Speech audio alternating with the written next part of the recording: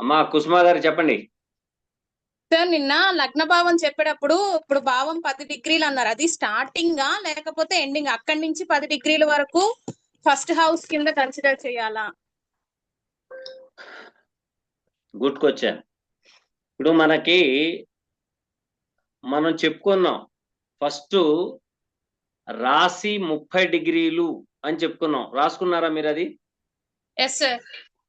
రాశి 30 డిగ్రీలు అన్నప్పుడు లగ్న ప్రమాణము అనేది మనం 100 సంవత్సరాల పంచాంగం కానీ లేకపోతే మామూలు పంచాంగంలో కానీ మీరు కనుక చూస్తే లగ్నాలు అని ఉంటాయి. లగ్నాలు అంటే ఫర్ సపోజ్ ఉదయం 6 గంటల నుంచి 6:30 దాకా మేష లగ్నం, 6:30 నుంచి లగ్నం ఇలాగుంటది. ఇలాగుండినప్పుడు ఏమవుతుందయా అంటే ఆ లగ్న ప్రమాణములో మీకు 1.5 నుంచి 2 గంటల లోపు ఉంటది ఏదైనా సరే. దానికి ఆల్రెడీ నేను మీకు ఎక్స్ప్లెనేషన్ ఇచ్చి ఉన్నాను. 28 రోజులకి, 30 రోజులకి, 31 రోజుకి, అలాగే లీప్ ఇయర్ కి లగ్న ప్రమాణాలు అనేది మారతాయి. మీరు కావాలంటే 100 సంవత్సరాల పంచాంగంలో చూడొచ్చు, అలాగే మన సంవత్సరానికి వచ్చే నూతన పంచాంగాల్లో చూసినా సరిపోతుంది. అయితే ఇక్కడ డిగ్రీ అనేటప్పటికి ఫర్ సపోజ్ 6 గంటల 45 నిమిషాలు ఉందనుకోమా లగ్న ప్రమాణం. అక్కడ ఏమవుతుందయా అంటే 6 గంటల 5 నిమిషాలకు శిశువు జన్మించాడు అనుకోండి. అప్పుడు అక్కడ పడే డిగ్రీస్ ఉన్నాయి కదా, అది స్టార్టింగ్ డిగ్రీ. ఆ స్టార్టింగ్ డిగ్రీ నుండి ఎంతవరకు వెళ్తుందో అంతవరకు కూడాను లగ్న కస్ప్. కస్ప్ అంటే భావము అని అర్థం. కస్ప్ అంటే భావము, అది స్టార్టింగ్ అనమాట. అది ఆ స్టార్టింగ్ లో ఉన్నప్పుడు మనం 2 విధాలుగా చూడాలి. అది రాశి చక్రం. మీరు గ్రహము ఏ రాశిలో ఉంది అని చూడాలంటే రాశి చక్రంలో చూడాలి. గ్రహము ఏ భావంలో ఉన్నది అని చూడాలనుకున్నప్పుడు భావ చలిత చార్టే చూడాలి. అందుకనే ఏమన్నారంటే కృష్ణమూర్తి గారు కూడాను రాశి చార్టు అండ్ భావ చార్టు రెండు పక్క పక్కన పెట్టుకోండి. అప్పుడు ఏమవుతుంది?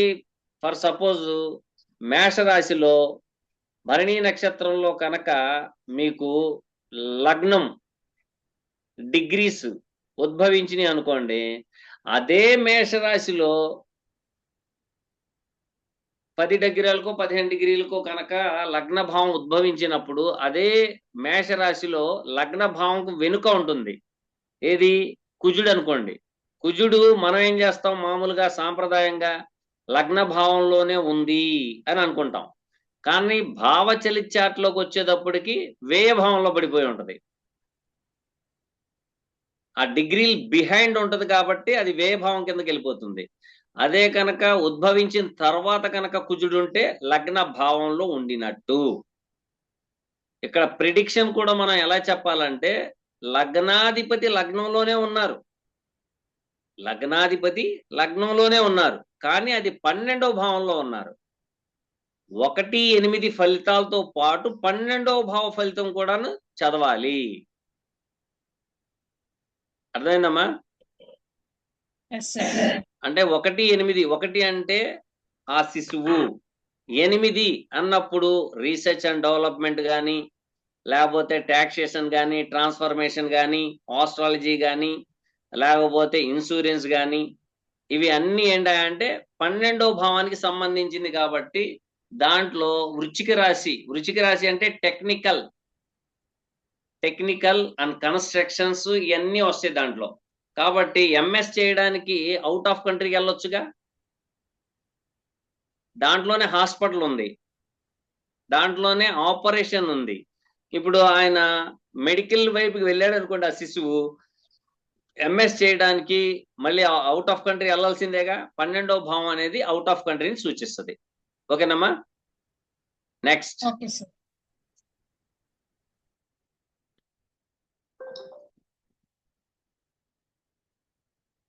నెక్స్ట్ ఇంకా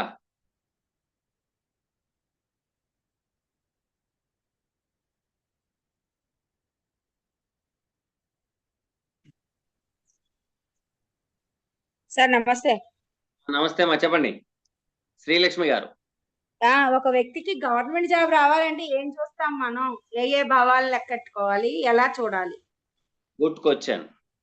సహజంగా మనకి ఉద్యోగము, గవర్నమెంట్ ఉద్యోగం, ఉమ్, ఉద్యోగము మామూలుగా దాంట్లో గవర్నమెంట్ ఉద్యోగం, ఉమ్, ఈ గవర్నమెంట్ కారకుడు ఇక్కడికి వచ్చేటప్పటికి రవి, సెంట్రల్ గవర్నమెంట్.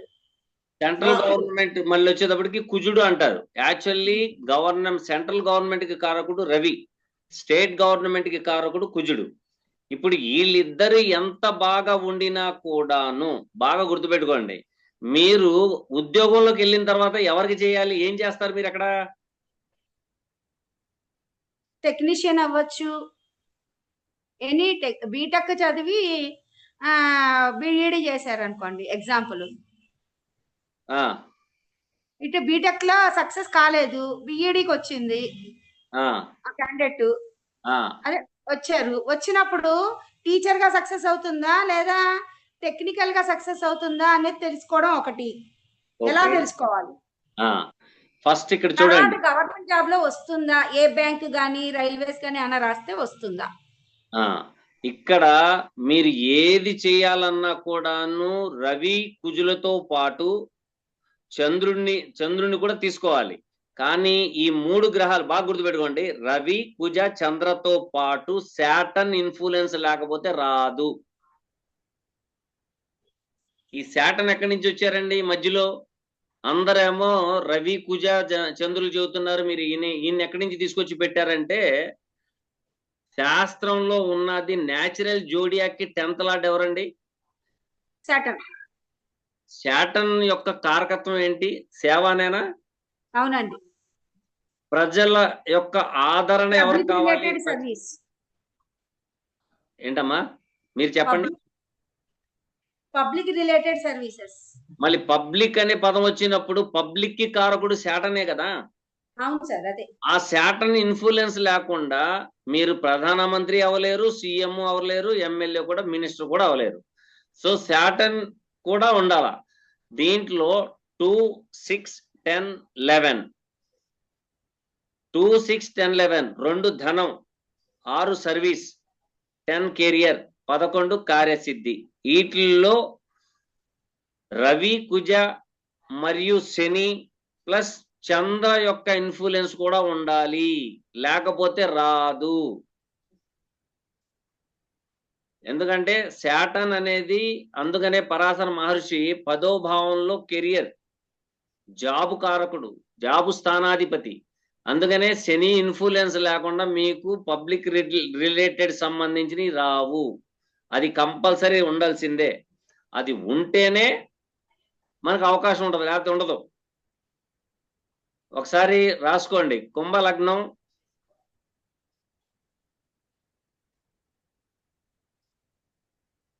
పన్నెండవ భావంలో రవిచంద్ర, 3వ భావంలో శని, 11వ భావంలో బుధుడు,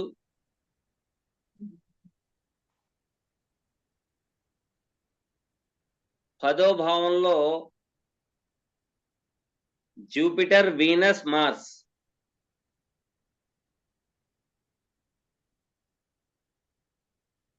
జూపిటర్, వీనస్, మార్స్. ఓకే. ఇక్కడ చూడండి, అది గవర్నమెంట్ జాబ్ హోల్డర్. దాంట్లో చూడండి 6th లార్డ్ ఎవరో చూడండి.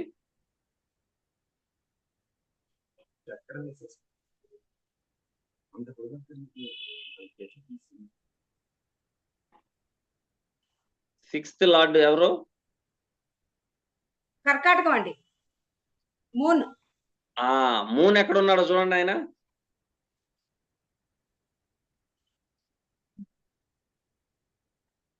మూన్ 12th భావంలో ఉన్నాడు.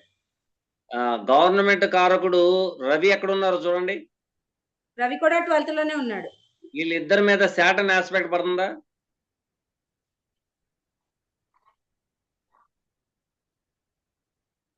పదోది పడుతుంది. మీరు 10వ పడుతుందా, 3వ పడుతుందా, 7వ పడుతుందా, ఇదేం అడగట్లేదు నేను. 10th ఆస్పెక్ట్ శాటన్ది పడుతుందా పడట్లేదా? పడుతుంది.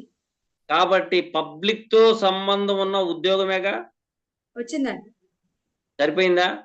సరిపోయింది. మనకి ప్రతి ఒక్కళ్ళు గమనించేది ఏంటంటే రవి రావాలి, కుజుడు రావాలి. ఈ కుజుడు రవి వచ్చినా కూడాను ముందల సేవా దృక్పాదం చేయాల్సింది ఎవరికి? ప్రజలకి. ఆ ప్రజలు ఎవరు? శాటన్. ఓకేనా? ఈ శాటన్ ఇన్ఫ్లుయెన్స్ లేకుండా కూడాను జాబ్స్ ఉన్నాయి. అవి ఏంటయ్యి? ప్రైవేట్ జాబ్స్ ఎక్కువగా ఉంటాయి. దాంట్లో హెచ్ఆర్ఏ లెవెల్, మేనేజర్ లెవెల్ ఇలాగ వస్తా ఉంటాయి. ఓకేనా? నెంబర్ 1 ఇది. ఇంకోటి ఏం చెప్పారంటే టీచర్, టీచింగ్. ఫస్ట్ టీచింగ్ రావాలి అంటే 3వ భావంలో కమ్యూనికేషన్ ఉంది చూడండి. సో కమ్యూనికేషన్ కారకుడు బాగా ఉండాలిగా. At the same time third cusp and third lord వీళ్ళిద్దరూ బాగుండాలా. ఓకే. ఆ 3వ భావంలో ఏ గ్రహం ఉంది చెప్పండి? శాటర్న్ ఉంటే ఇక్కడ మన పరాశర మహర్షి గారు ఇచ్చిన గైడ్ లైన్స్ బాగా గమనించాలి ప్రతి ఒక్కళ్ళు. పరాశర మహర్షి ఇచ్చిన గైడ్ లైన్స్ ఏంటయా అంటే 3వ భావము త్రిషేడ భావాల్లో నైసర్గిక పాపగ్రహాలు కనుక ఉంటే, నైసర్గిక పాపగ్రహాలు ఉంటే వారు బాగా కష్టపడితే గాని ఫలితము దక్కదు. రాసుకోండి. 3వ భావములో Saturn, Mars, Rahu and sun also. ఓకేనా?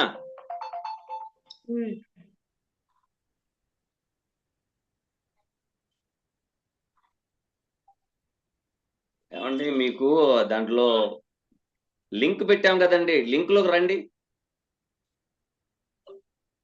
ఏమి చూసుకోకుండా కాల్ చేసేస్తారు. 3వ భావంలో Saturn, Mars, Rahu and sun. చూడండి ఇక్కడ జ్యోతిష శాస్త్రంలో మీకు రాసింది వేరు, శాస్త్రంలో చెప్పేది వేరు. 3వ భావము పరాక్రమ స్థానము అంటారా? ఇక్కడ కుజుడుంటే ఖచ్చితంగా పోట్లాట్లు కష్టంతో కూడి సాధించుకుంటారు. ఏంటది సాధించుకునేది తెలుసా? Government job. తను 9వ స్థానం మీద దృష్టి పడుతుంది చూడండి. 3వ భావంలో ఉన్న గ్రహము 9వ భావం మీద దృష్టి పడుతుందా? కాబట్టి 9 అంటే ఎదుగుదలైనా, అవును, అభివృద్ధేనా? అవునండి. సో తను అభివృద్ధి చెందాలంటే ఇక్కడ ఖచ్చితంగా ఫైట్ చేయాల్సిందే, పోట్లాడాల్సిందే. అదే శాటన్ కనుక 3వ భావంలో ఉంటే ఈయన శాటన్ ఫైట్ చేయడు. ఈయన కష్టాన్ని నమ్ముకుంటాడు. కష్టపడితే గాని ఫలితం రాదు. ఓకేనా? ఈయన ఎవరితో గొడవలు పెట్టుకోడు, ఎవరితో ఫైట్ చేయడు, కొట్లాట్లకి, పోలీస్ స్టేషన్స్, కోర్టు వ్యవహారాలకు వెళ్ళడం. కానీ తను కష్టాన్ని నమ్ముకుంటాం వలన తన యొక్క ఎదుగుదల తన కష్టంతో పైకి వస్తాడు. 9వ స్థానం కాబట్టి. ఓకేనా? ఈ రాహు కూడా అంతే, ఈ రవి కూడా అంతే. అదే కనుక 3వ భావంలో నైసర్గిక శుభగ్రహాలు ఉంటే కష్టపడాల్సిన అవసరం లేదు. అంటే కష్టపడకుండా ఇంట్లో కూర్చుంటే వస్తుందా గురువు గారు అనుకోవచ్చు మీరు, అవునా? కానీ 7వ దృష్టి ఎక్కడ పడుతుంది? 9వ భావం మీద పడుతుందా? 9వ భావం అంటే గురువు ఉన్నారా దాంట్లో? తండ్రి ఉన్నారా? దైవ దర్శనం ఉందా? తీర్థయాత్రలు ఉన్నాయా? ఉన్నాయి. కాబట్టి భగవంతుడి యొక్క అనుగ్రహము, గురువులు, తండ్రి యొక్క డైరెక్షన్ మూలంగా ఆయన ఉన్నత స్థానానికి వెళ్ళే అవకాశాలు ఉంటాయి. Okay sir. Next. Thank you sir. నమస్తే మా.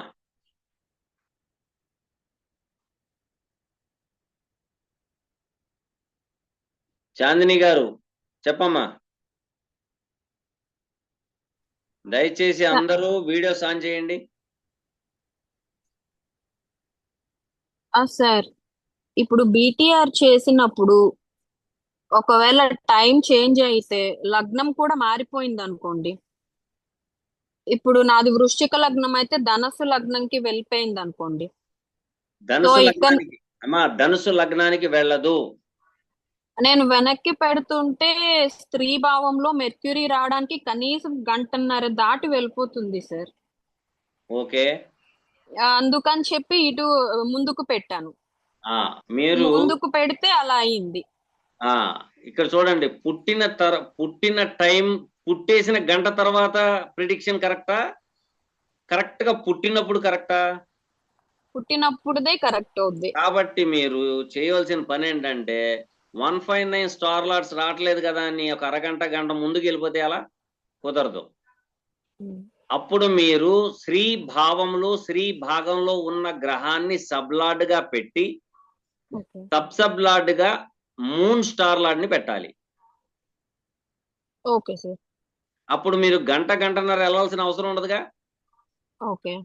మీరు కనుక ధనుర్లగ్నం అయితే మీరు అసలు ఇండియాలో ఉండరుగా.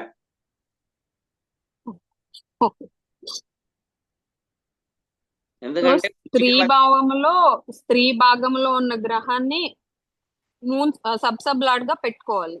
మూన్ స్టార్ లార్డ్ ని సబ్ లార్డ్ గా పెట్టుకోవాలి. యా, అవునమ్మా. దాని ముందు ఒక పాయింట్ చెప్పారు సార్, అదొకసారి చెప్పరా? ఇప్పుడు చూడండి, 159 స్టార్ లార్డ్స్ ఈక్వల్ అవ్వాలి. తర్వాత మీరు స్త్రీ కాబట్టి స్త్రీ భావములో, స్త్రీ భాగంలో ఉన్న గ్రహాన్ని గాని, పురుష భావంలో స్త్రీ భాగంలో ఉన్న గ్రహాన్ని గాని సబ్లార్డ్ గా పెట్టాలి.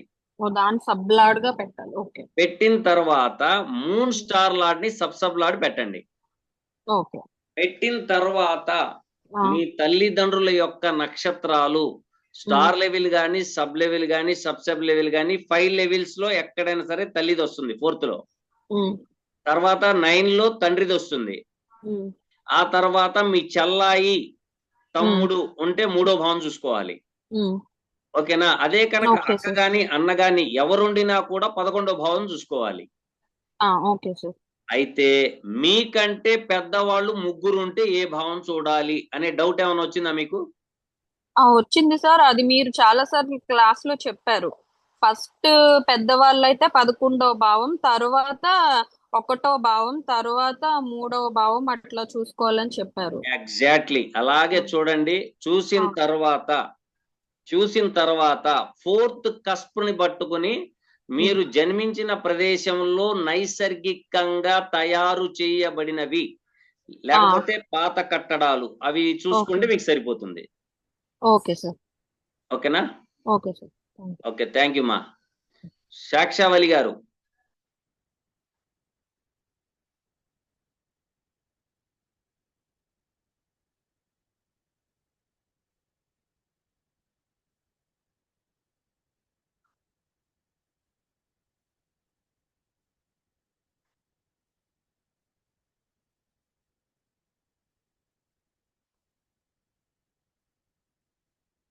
సాక్షావళి.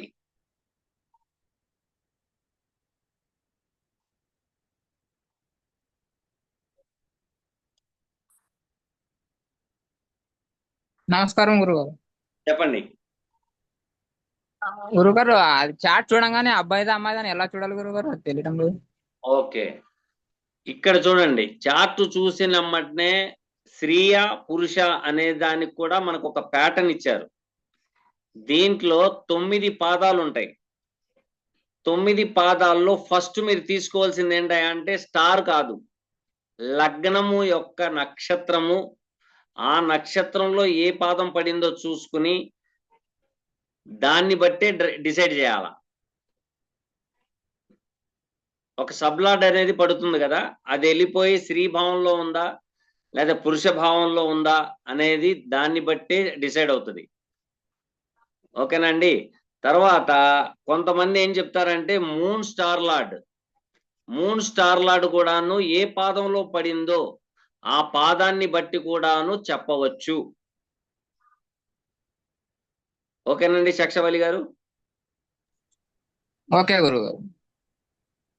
నెక్స్ట్ శ్రీదేవి గారు.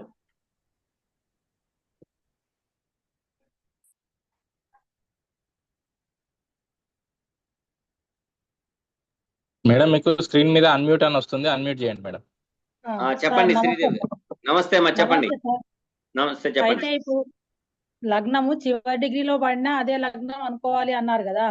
ఇప్పుడు స్త్రీలకైతే 2వ పాదము, పురుషులకు అయితే 1వ పాదం కదా. ఇప్పుడు ధనస్సు లగ్నంలో 29.50 దగ్గర పడింది నాకు లగ్నము. అయితే ధనస్సు లగ్నమే తీసుకోవాలి అంటే అది 1వ పాదం అవుతుంది కదా, ఉత్తర నక్షత్రం. Sublord is most important. Sublord చూడండి. Okay sir. అయితే సబ్లాడ్. ఇంకొకటి సార్, ఎవరైనా ఒకరు నేను ఒక వ్యక్తిని ప్రేమించాను అని ఇంకొకటి జాతకం ఇచ్చి ఈ వ్యక్తితో నాకు పెళ్లి అవుతుందా కాదా, లేకపోతే మాకు ఈ సంబంధం వచ్చింది, ఈ సంబంధం మాకు అవుతుందా కాదా అంటే 2 జాతకాలను చూసి ఎట్లా చెప్పాలి? ఈ సంబంధం అవుతుందా అవదా అనే దాని మీద మీకు డిస్కషన్ అదేనా? ఈ అబ్బాయి నన్ను పెళ్లి చేసుకుంటాడా లేకపోతే వదిలేస్తాడా, నేను ప్రేమించాను అని అడిగింది అనుకోండి, లేకపోతే ఈ సంబంధం వచ్చింది, ఈ అబ్బాయి నాకు ఇష్టమే, ఇతను నన్ను చేసుకుంటాడా చేసుకోడా అని అడిగారు అనుకోండి, ఎలా చెప్పాలి? ఫస్ట్ మీకు ఈ రెండిట్లో ఏది కావాలి మీకు? 2 చెప్పండి, ముందు ఒకటి చెప్పండి తర్వాత. ప్రేమ బాగా గుర్తుపెట్టుకోండి. ప్రేమించి పెళ్లి చేసుకుంటాం. దీనికి ఒక రూల్ ఒకటి ఉంది. 5th cuspal సబ్లాడ్ connecting with 2, 7, 11. ఓకేనమ్మా? Okay sir. రాసుకోండి. 5th CSL, 5th CSL connecting with 2, 7, 11. ఇది మ్యారేజ్, వివాహానికి అంటే లవ్ మ్యారేజ్ కి సూత్రం. ఓకేనా? Okay sir. దీనికి నెగేషన్ చూసుకోండి. 5కి 4 నెగేషన్ 4, 1, 6, 10 ఖచ్చితంగా వదిలేస్తాడు. అంటే సార్ ఇప్పుడు ఎదుటి వ్యక్తి చేసుకుంటాడా ఈ అమ్మాయి దాంట్లో అయితే మనం చూస్తాం, ఈమె కాంబినేషన్ ఉన్నది, వచ్చిన వ్యక్తి ఈమెకు ఖచ్చితంగా అతనే కరెక్ట్ పర్సనా కాదా అంటే ఎట్లా చెప్పాలి? అతనే కరెక్ట్ పర్సన్ అన్నప్పుడు మనం తీసుకోవాల్సిన జాగ్రత్తలు ఉంటాయి. యోని పొంతన. ఎందుకంటే పెళ్లి చేసుకున్న తర్వాత కూడా వదిలేస్తారు. ఓకేనమ్మా? Okay sir. ఇతను కరెక్ట్ పర్సన్ అంటే ఫస్ట్ ఈ అమ్మాయి దాంట్లో మనం సెకండ్ భావం చూడాలి. ఫస్ట్ ఈ అమ్మాయి యొక్క ఆలోచన, మాట్లాడే విధానము, తన యొక్క బాడీ పర్సనాలిటీ మొత్తం తెలవాలంటే 2వ భావంలో జాగ్రత్తగా గమనించుకోవాలి. ఇక్కడ పాపగ్రహాలు ఉంటే మాత్రం ఈ అమ్మాయిదే తప్పు అవుతుంది. బాగా గుర్తుపెట్టుకోండి. ఇక్కడ తను చైల్డ్హుడ్ లో తన యొక్క జీవితం ఏ విధంగా ఉన్నదనేది ఫస్ట్ ఈ అమ్మాయిది మనం రీడ్ చేయాల. రీడ్ చేసిన తర్వాత ఆపోజిట్ పర్సన్ చూడాల. మన అమ్మాయి దాంట్లో బాగుందనుకోండి, 2వ భావం మీద లేకపోతే 2వ భావంలో నైసర్గిక శుభగ్రహాలు ఉండి, ఏ జూపిటరో లేకపోతే వీనసో లేకపోతే మన మూనో మెర్క్యూరియో వీటి యొక్క ఆస్పెక్ట్స్ కానీ స్థితి పొంది ఉంటే 2వ భావాధిపతితో ఈ గ్రహాలు యుతిలో ఉంటే, బాగా గుర్తుపెట్టుకోండి, 159 లార్డ్స్ కూడాను కనుక ఉంటేనే వీళ్ళ యొక్క చైల్డ్హుడ్, తన యొక్క పరిజ్ఞానము, తన ఆలోచన, తన యొక్క దాన్ని ఏమంటారంటే సంస్కారము, ఇవన్నీ తేలేది మనకు 2వ భావంలో. ఈవిడ మెంటాలిటీయే సరిగా లేకపోతే ఆ అబ్బాయి మెంటాలిటీ బాగుంది అనుకోండి, అప్పుడేమవుతుంది? పెళ్లి చేసుకున్నా ఇబ్బందేనా? ఇప్పుడు సహజంగా మనం చాలా మంది వివాహాల విషయంలో వచ్చేటప్పటికి 18 నుంచి 36 పాయింట్లు వస్తే వివాహం చెయ్యొచ్చు అని చెప్తారు. ఎక్కడ మనకి మ్యారేజ్ కంపాటిబిలిటీలో ఇది ఉంటది. అవునా? అవును ఇప్పుడు సహజంగా మనం ఎక్కడ చూసినా ఇదే కదా చెప్పుకునేది. అవును సార్.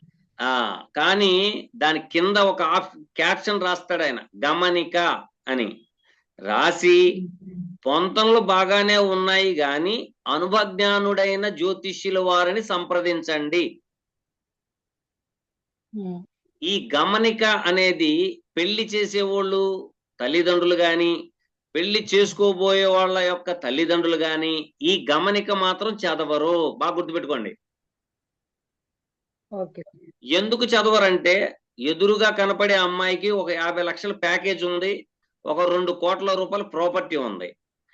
ఎదురు చేసుకోబోయే అబ్బాయికి ఒక 10 కోట్ల ప్రాపర్టీ ఉంది, 1 కోటి రూపాయల ప్యాకేజీ ఉంది. వాళ్ళకి కావాల్సింది ప్యాకేజీలు, ప్రాపర్టీలు గాని మన అమ్మాయికి అనుకూలవంతుడా కాదా, మన అబ్బాయికి అనుకూలవత కాదా, అసలు దానికి సంబంధమే లేదు. ఫస్ట్ వెనకాల ప్యాకేజీ, ప్రాపర్టీ, ముందుకు సాగడమే పెళ్లి. రెండోది, ఇక్కడ చాలా మంది మీరు మాత్రం తప్పు చేయమాకండి. ఎందుకంటే కేపీ కూడా మీరు నేర్చుకున్నారు కాబట్టి 7th కస్పల్ సబ్లాడ్ మీ దగ్గరికి వచ్చిన ముహూర్తాల్లో 7th కస్పల్ సబ్లాడ్ ఒక ముహూర్తం ఇస్తారు కదా మనకి, ఏదో రాత్రి 10:48 ఏదో ముహూర్తం ఇస్తారు కదా. ఆ ముహూర్తం మీరు ఏం చేయాలంటే కేపీలో వేయండి. కేపీ సిస్టంలో వేసిన తర్వాత 7th కస్పల్ సబ్లాడ్ 1, 6, 10 కనుక సిగ్నిఫై చేస్తే ఆ ముహూర్తం మార్చేయమని చెప్పండి. అర్థమైందా? అర్థం కాలేదమ్మా? అర్థమైంది సార్. అది మార్చేయండి. ఇంకొకటి, అక్కడ కనుక 1, 6, 10 కాకుండా 8, 12 రాకుండా ఉన్నది ఏదైనా ముహూర్తం ఉంటే చూసుకుని ఆ ముహూర్తంలో వివాహం చేయండి. Okay sir. మిమ్మల్ని నమ్ముకుని వస్తున్నారు కాబట్టి, వాళ్ళ జీవితాల్ని బాగు చేయాల్సిన బాధ్యత మీ చేతిలో పెడుతున్నారు కాబట్టి, వాళ్ళని నమ్మకంగా వచ్చినప్పుడు మీరు నమ్మకంగా చెప్పండి వాళ్ళకి, అమ్మా ఈ ముహూర్తానికి చేస్తే గ్రహగతులు ఈ విధంగా ఉన్నాయి కాబట్టి వీళ్ళకి ఇబ్బందిదాయకమైన వాతావరణం సూచిస్తుంది అని చెప్పండి. ఓకేనమ్మా? Okay sir. అయితే ఇప్పుడు వచ్చిన సంబంధం ఈ అబ్బాయి నన్ను చేసుకుంటాడా లేదా అనే క్వశ్చన్ వచ్చినప్పుడు ఎట్లా చెప్పాలి? సంబంధం వచ్చింది, ఈ అమ్మాయికి బానే ఉంది, గ్రాచారము దశ అంతా ఈ అమ్మాయికి బానే ఉంది, ఏదో ఒక సంబంధం వచ్చింది, ఆ అబ్బాయి వాళ్ళు ఏది సమాధానం చెప్పడం లేదు, ఈ అబ్బాయి నన్ను చేసుకుంటాడా లేదా అని వాళ్ళు అడిగినప్పుడు ఎలా చెప్పాలి? ఓకే, ఆ అబ్బాయికి థర్డ్ కస్ప్ చూడండి. థర్డ్ కస్ప్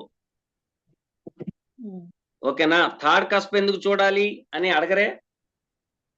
ఇష్టము, ఆలోచన చెప్పాలి కదా. ఇప్పుడు మనిషికి ఒక్కొక్క మనిషికి ఒక్కొక్క విధంగా ఉంటాడు.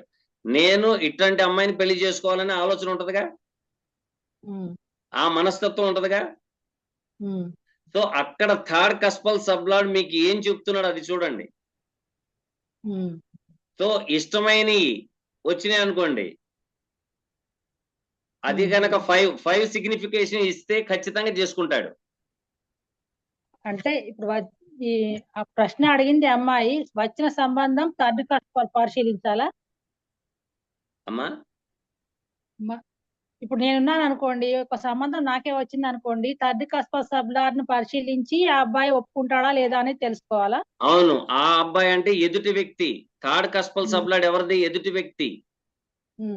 ఎదుటి వ్యక్తి యొక్క థర్డ్ కస్పల్ సబ్లాడ్ ను పట్టుకుంటే తన యొక్క ఆలోచన ఏ విధంగా ఉంది. ఇప్పుడు ఆలోచన, ఇప్పుడు చేసుకోవాలనేది ఆలోచన, లేకపోతే వచ్చి పెళ్లి చేసుకుంటాడా? ఆలోచన అనేది ఉండాలి కదా. అందుకనే కదా 3వ భావాన్ని, కామ త్రికోణాల్లో 3వ భావం ఉందా లేదా? ఉంది. కాబట్టి third cuspal sublord is decided. ఏం చెయ్యాలి అనేది అదే చేస్తాడు. ఇప్పుడు చాలా మందికి పెళ్లిళ్ళు అవ్వట్లేదు అంటే కారణం ఏంటంటే 3వ భావం మీరు పరిశీలన చేయకపోతేనే. ఇప్పుడు ఒక అమ్మాయి ఉంటది, నాకు మహేష్ బాబు లాంటి అబ్బాయి కావాలంటది, లేకపోతే ప్రభాస్ లాంటి అబ్బాయి కావాలంటది, లేకపోతే ఇలాగుండాలి అలాగుండాలి, అత్తమామలు ఉండకూడదు, ఆడబిడ్డలు ఉండకూడదు, నేనే అజమాయిషి చలాయించాలని ఆడపిల్ల ఉంటది. ఆ పిల్ల మనకేమీ చెప్పదు, ఆ తల్లిదండ్రులకి ఏమీ చెప్పదు. కానీ ఆ తల్లిదండ్రులు గోల పెడతా ఉంటారు, మా అమ్మాయి పెళ్లి ఒప్పుకోవట్లేదు అంటే ఎందుకు ఒప్పుకోవట్లేదు అనేది ప్రశ్నకి అర్థం మనకు తెలవాలంటే third cuspal sublord is decided. ఏం ఏం ఏం ఏ విధంగా ఆలోచిస్తుంది ఆ అమ్మాయి, ఆ అమ్మాయికి ఏం కావాలని ఆలోచిస్తుంది, ఇది కదా మనకు కావాల్సింది. అవును సార్. ఇప్పుడు ఆ అమ్మాయికి చేసుకోవాలని ఉందా లేదా అనేది ఉంటదిగా, ఉంటుంది సార్. ఉంటది. ఇక్కడ ఇంకొక ప్రశ్న కూడా ఉంటది దీంట్లోనే. ఆ అమ్మాయి ఆలోచించే దాంట్లో 5 కూడా వచ్చింది అనుకోండి, 5 2 11 ఇవి కూడా వచ్చినాయి అనుకోండి, 5 కూడా సిగ్నిఫికేషన్ అయింది అనుకోండి, దాంట్లో 7 కూడా సిగ్నిఫికేషన్ అయింది అనుకోండి, అంటే ఇక్కడ బాగా గుర్తుపెట్టుకోండి, third cuspal sublord dash then నక్షత్రలాడ్ డాష్ దెన్ సబ్లాడ్, ఈ మూడిట్లో కూడా సిగ్నిఫై 5 7 11 కనుక వస్తే ప్రేమించిన వ్యక్తిని చేసుకోవాలని ఆలోచన చేస్తుంది అమ్మాయి. అర్థమైందా, అర్థం కాలేదా? థర్డ్ కస్ప సబ్లాడ్ నక్షత్రలాద్ దెన్ సబ్లాడ్. Okay sir. ఇది చూడండి, ఇది చూస్తే మీకు అర్థమైపోద్ది. లేదు కాదంటే చార్ట్ లోనే సిగ్నిఫై అవుతుంది. ఏది 5th కస్పల్ సబ్లాడే చెప్తాడు, షీఈస్ థింకింగ్ అబౌట్ దట్ అని. ఓకేనమ్మా? Okay sir. తర్వాత ఈయనెవరు, శాంసాంగ్ అని వచ్చింది.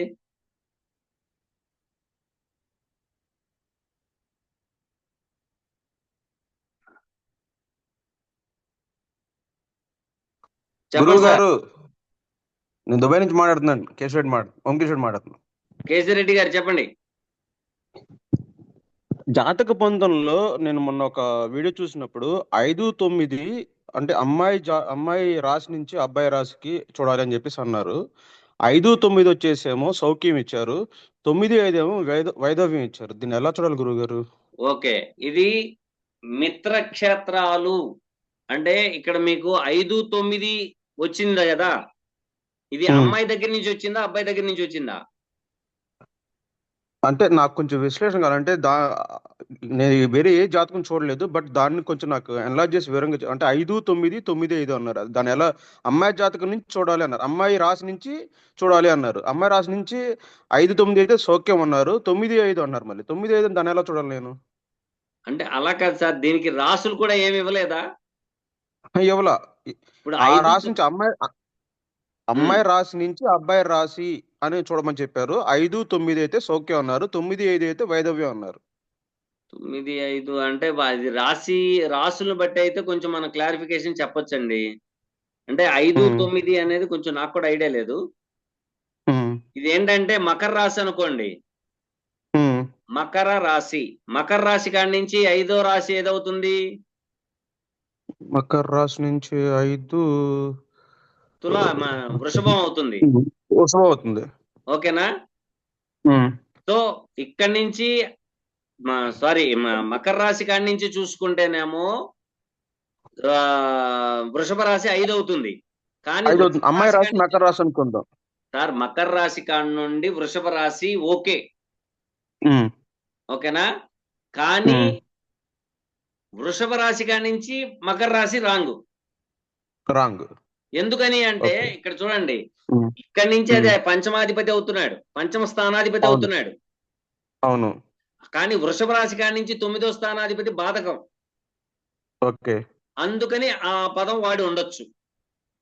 ఓకే, ఇది ఒక పాయింట్. బట్ రాశి పరంగా చూసుకుంటే వృషభ రాశికి పర్ఫెక్ట్ మ్యాచింగ్ రాశులు అనేది కన్యా రాశి మకర రాశి అంటారు. దాన్ని ఎలా చూడాలి గురువు గారు? ఏది వృషభ రాశికి పర్ఫెక్ట్ మ్యాచింగ్ అనేది 2 రాశులు చూపిస్తున్నారు. ఆ 2 రాశులు కన్యా రాశి మకర రాశి అంటున్నారు. వృషభ రాశికి కన్యా రాశి తీసుకోవాలే గాని మకర రాశి వద్దండి. ఓకే, ఎందుకంటే మకర రాశి అనేది చాలా స్లోగా ఉంటది. అదే కన్యా రాశి అయితే అక్కడి నుంచి అక్కడికి అంటే 5 and 9 యాక్సెస్ ఉంటది కాబట్టి వెల్ అండ్ గుడ్. ఓకే, అంతే. సో వృషభ రాశికి మకర రాశికి మ్యాచ్ చేయకూడదు. మ్యాచ్ చేయకూడదు అనేది కాదు, ఇక్కడ బాధకాధిపత్యం వస్తుంది కాబట్టి ఓకే. అంతే, వేరేది లేదు. ఇంకోటి గురుగారు, ఇప్పుడు జాతక పొంతంలో ఏకనాడి నక్షత్రాలు ఏకనాడి దోషం వర్తించదు అని అంటారు. అది ఇప్పుడు స్వాతి నక్షత్రం ఉందంటే మళ్ళీ స్వాతి నక్షత్రం అంటే అప్పుడు ఏకనాడి అవుతుంది కదా, అది ఏకనాడి వర్తించదు అని అంటున్నారు. అది ఎంతవరకు తీసుకోవాలి సార్? అది ఏకనాడి ఇవి అనేది ఉన్నది, కానీ ఏంటయ్యా అంటే అక్కడ పంచమాధిపతి సక్రంగా ఉండలేదు అనుకోండి, అంగవైకల్యం పిల్లలు పుడతారుగా. ఓకే. అసలు వద్దు అంటానికి చెయ్యండి అంటానికి రెండు కారణాలు ఉంటాయి. ఆ రెండు కారణాల్లో ఏంటయ్యా అంటే రాబోయే జనరేషన్ వాళ్ళ కలిగే సంతానానికి ఏ విధంగా ప్రభావితం చేస్తుంది అంటే ఆ రెండు జెనెటిక్ రిలేషన్ ఒకటేగా. ఓకే. ఇప్పుడు ఒక బల్బు ఉంది, దానికి రెండు ప్లస్లు రెండు మైనస్లు పెట్టేసినా వెలుగుద్దా? వెలగదు. ఒకటి ప్లస్ ఒకటి మైనస్ ఉంటేనే బల్బు వెలుగుద్ది, అవునా? ఓకే. ఈ లాజిక్ గానే ఆలోచించి చూడండి. ఓకే. ఇంకొక చిన్న మాట గురుగారు, చెప్పండి. మనం ఒక సంబంధం మ్యాచ్ చేసి పెళ్లి చేసాము. మరి అప్పుడు ఆ రోజు ఆ జాతకంలో అబ్బాయిది వృషభ రాశి, అమ్మాయిది మకర రాశి. ఓకే. మనం ఆ రోజు మ్యాచ్ అన్ని జాతకపరంగా అన్ని చూసి పర్ఫెక్ట్ గానే అన్ని బాగానే ఉన్నాయని చెప్పి మ్యారేజ్ చేసాం. అవును. ఇప్పుడు మీరు ఇందాక చెప్పిన పాయింట్ కి ఇప్పుడు మరి దాన్ని ఎలా చూడాలి? ఇప్పుడు వాళ్ళ లగ్నాలు చూడండి ఒకసారి. లగ్నం వచ్చేసరికి అమ్మాయిది వచ్చేసి కన్యా లగ్నం, అబ్బాయిది వచ్చి వృశ్చిక లగ్నం. ఓకే. 311 యాక్సెస్ వచ్చింది అది. ఓకే. ఓకేనా? అయితే ఇక్కడ చూడండి, ఇక్కడ కుజుడు, ఇక్కడ బుధుడు. ఓకే. ఓకేనా? ఇప్పుడు మీరు అడిగిన దానికి ఒక అద్భుతమైన రెమెడీ కూడా చెప్తున్నా. కుజుణ్ణి లొంగదీయాలన్నా, కుజుణ్ణి డమ్మీ చేయాలన్నా ఈ బుధుడికి సంబంధించింది అది దాన్ని ఏమంటారు,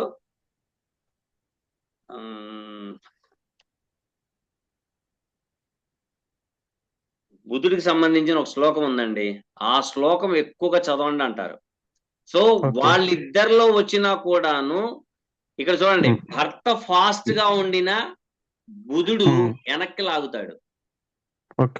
ఇక్కడ మనస్తత్వంతో చూసుకున్నా కూడాను మకర రాశి స్లోగా ఉంటది, కానీ లగ్నాత్తు వచ్చేటప్పటికి కుజుడు ఏంటి, ఫాస్టెస్ట్ మూమెంట్.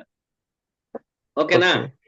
సో అక్కడ చూడండి, వృషభ రాశికి వచ్చింది. వృషభ రాశి కూడాను దాంట్లో కూడా ఏంటి, ఎద్దేనా, అది కూడా స్లోనేనా?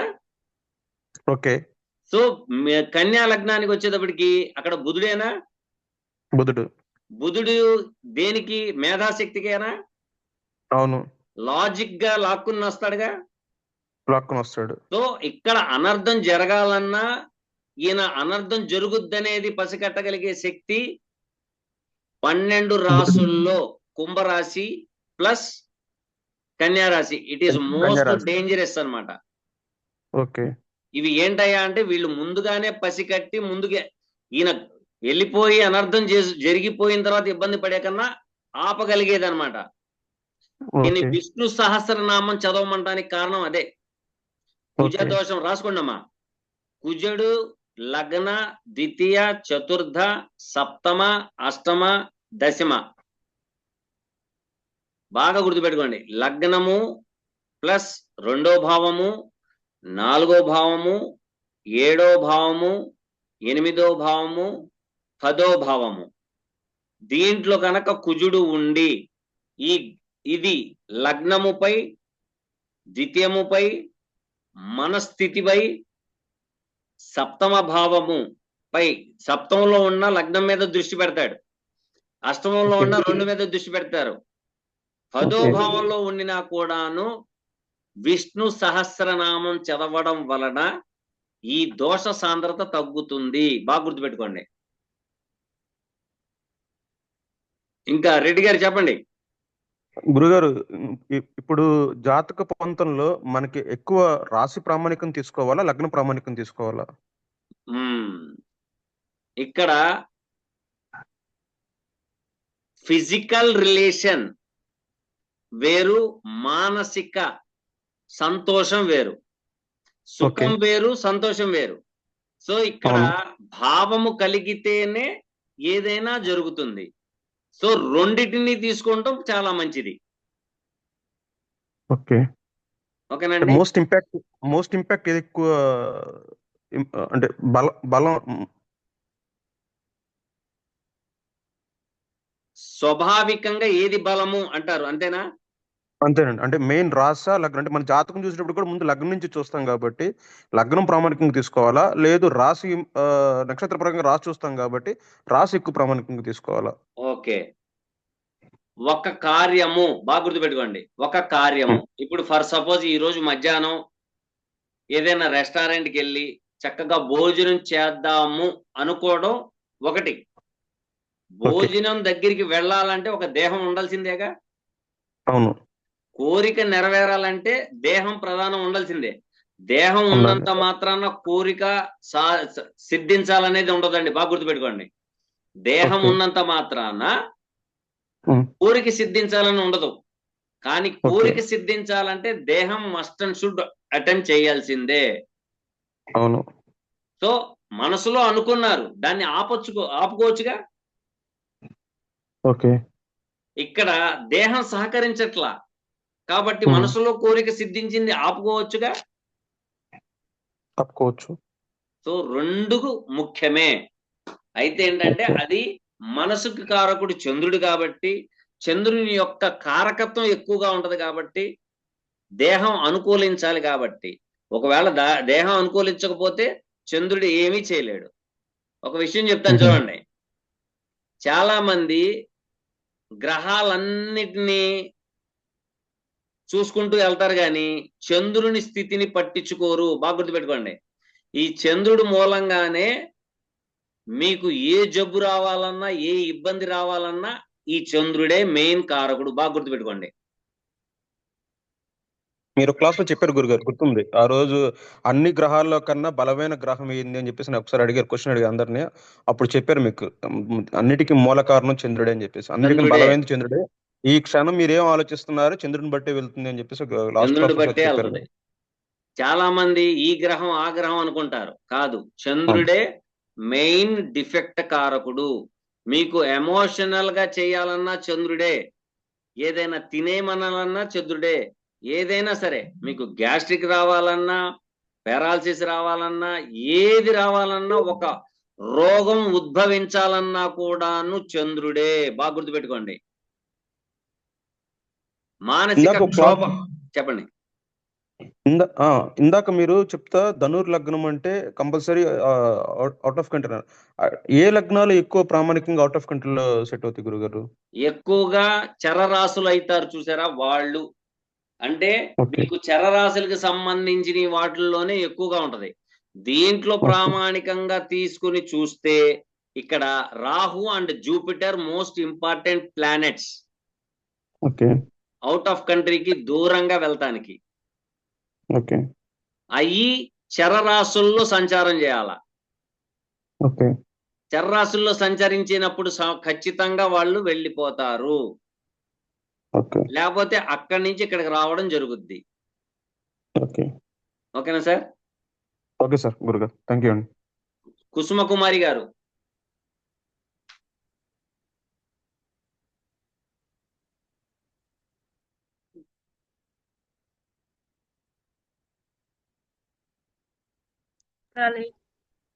అమ్మా ఒకసారి చెప్పండి మళ్ళీ.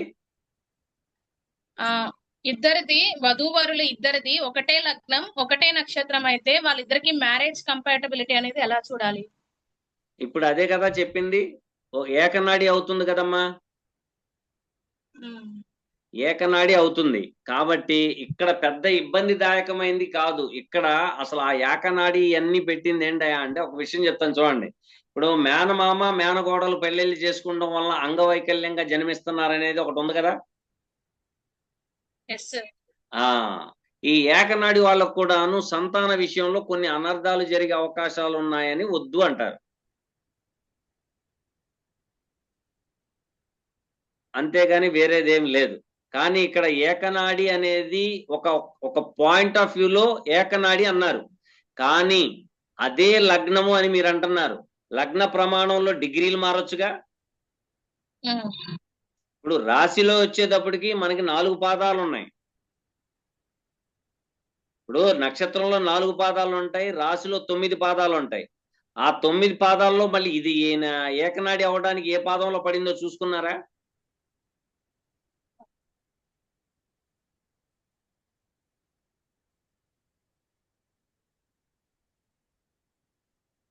ఎస్ సార్, డిఫరెంట్ ఉన్నాయి.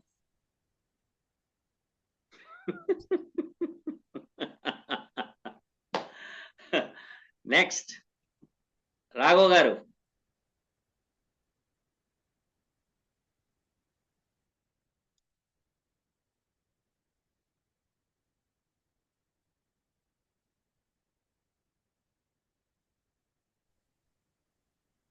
నమస్తే గురుగారు, వినపడుతుందండి?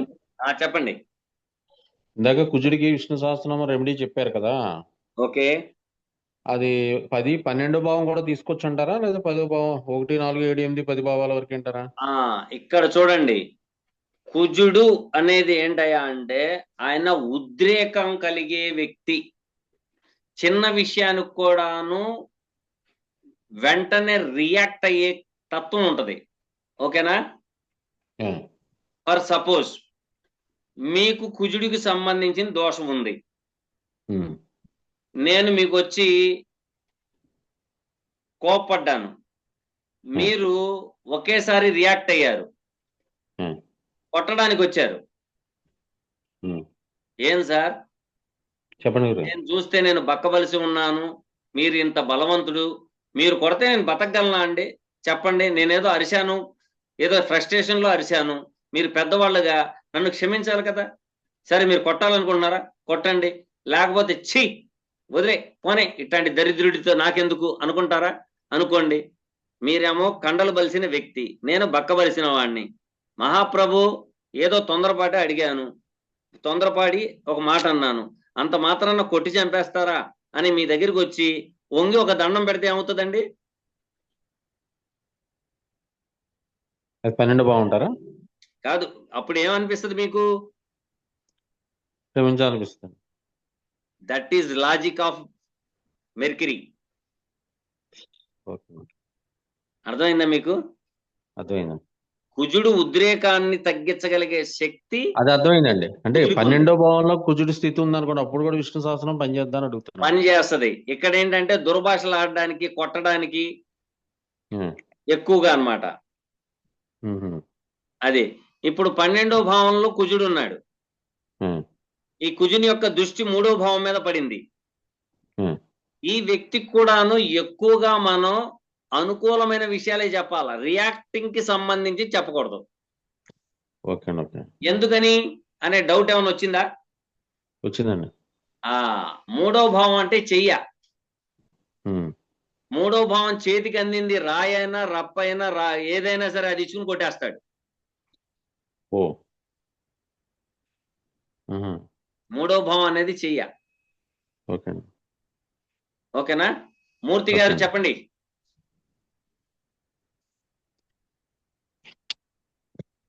ఓకే సార్, నమస్తే. నమస్తే. ఇప్పుడు వివాహంలో కేపీ ప్రకారం అండి, మనం ఎప్పుడు వివాహం అవుతుందనేది ఎలా చెప్పగలం? 7th కస్పల్ సబ్లార్డ్ తీసుకోమన్నారు ముందు మీరు. ఆ 7th కస్పల్ సబ్ వినపడుతుంది సార్? వినపడుతుంది, చెప్పండి చెప్పండి. 7th కస్పల్ సబ్లార్డ్ 2, 7, 11 రావాలన్నారు ముందు, అంతే కదండి? అవునండి. ఆ 2, 7, 11 రాకుండా 10, 4 వచ్చాయి అనుకోండి. ఆ 2, 7, 11 రాలేదు. ఎలాగా? ఓకే. వివాహం ఆలస్యం అవుతుంది సార్. అది నెంబర్ 1 చెప్తాను చూడండి. కేపీ గారు చెప్పిన విషయం మనోళ్ళు చెప్పరు, బాగా గుర్తుపెట్టుకోండి. Okay sir. కేపీ గారు ఏం చెప్పారంటే 2, 7, 11 లో 7 రావాలి, 7 వస్తేనే పెళ్లి, బాగా గుర్తుపెట్టుకోండి. ఓకే అండి. 2 వచ్చినంత మాత్రాన పెళ్లి అవ్వదండి. ఓకే. 11 వచ్చినంత మాత్రాన పెళ్లి అవ్వదండి. Okay sir. 7 ఎక్కడైతే సిగ్నిఫై అవుతుందో అక్కడ పెళ్లి అవుతుంది. కానీ బాగా గుర్తుపెట్టుకోండి, అక్కడ పెళ్లి అవ్వాలన్నా కూడాను 2-7-11 అనేది కంపల్సరీ రావాలి. కంపల్సరీ. అవి ఎలాగొస్తాయి అంటే మీకు సిగ్నిఫికేటర్ గా రావు. ఓకే.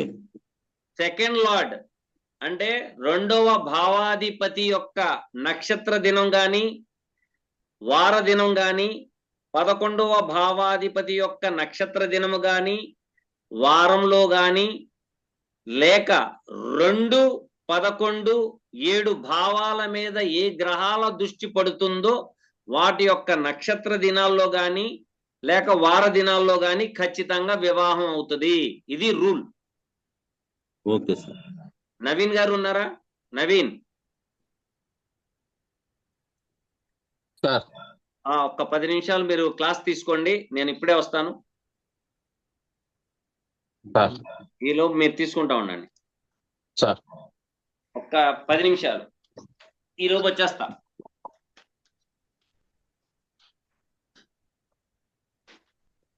అందరికీ నమస్కారం. నమస్కారం అండి.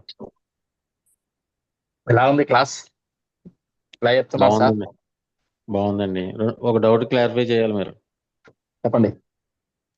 ఇప్పుడు ఆడ మగ అనేది మూన్ స్టార్ బేస్ చేసుకోమన్నారు కదా, అది ఒక ఎగ్జాంపుల్ తో చెప్పరా? అది నాకు కూడా క్లారిటీ రాలేదు సార్. నేను కూడా క్వశ్చన్ రైజ్ చేసి అడగాలి సార్ని, ఎందుకంటే నాకు ఒక 2 పద్ధతులు తెలుసు. ఆ 2 పద్ధతులు కూడా కాకుండా సార్ ఇంకా మూన్ స్టార్ ని చెప్పాడు, అట్ ద సేమ్ టైం లగ్న స్టార్ లాడ్ ఎక్కడైతే స్థితి ఉన్నాడో అది ఏ పదంలో ఉన్నాడో ఆ పాదం అని చెప్తున్నారు సార్. అవును సార్, ఈ 2 డౌట్లు. అది ఫైండ్ అవుట్ కావట్లేదు అట్లా. అది నాకు కూడా క్వశ్చన్ ఉంది, నేను కూడా హ్యాండ్ రైజ్ చేసే పర్సన్ ఆ విషయంలో. తర్వాత చెప్తారు కదా. 100% నేను ఇప్పుడే ఇదే క్లాస్ లో క్లారిటీ తీసుకుంటాను దాని విషయంలో. అలాగే సార్, థ్యాంక్ యూ సార్.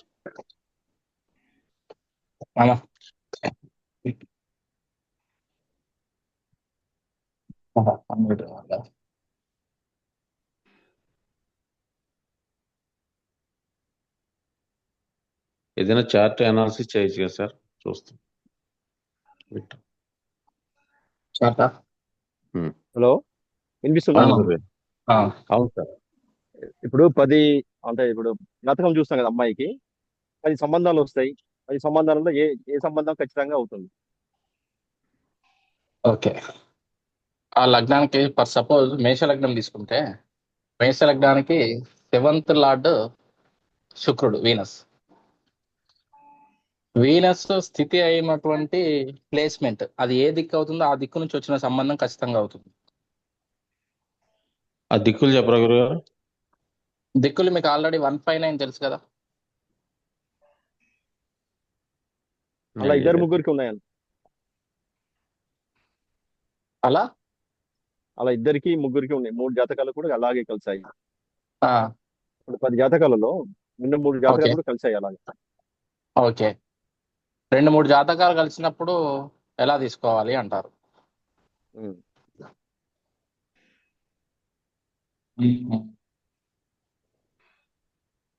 సార్ని అడుగుదాం అది కూడా. ఒకసారి దిక్కులు చెప్పరా గురుగారు? 7th లార్డ్ ఇదే చెప్పండి, మేష లగ్నానికే చెప్పండి దిక్కులు సార్.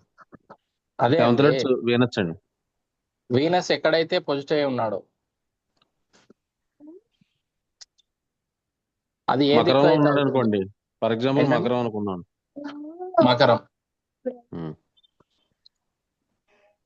మకరం ఏ దిక్కు అవుతుంది? ఐడియా లేదండి సార్. చెప్పాను కదా సార్ క్లాస్ లో చాలా టైమ్స్. చెప్పారు.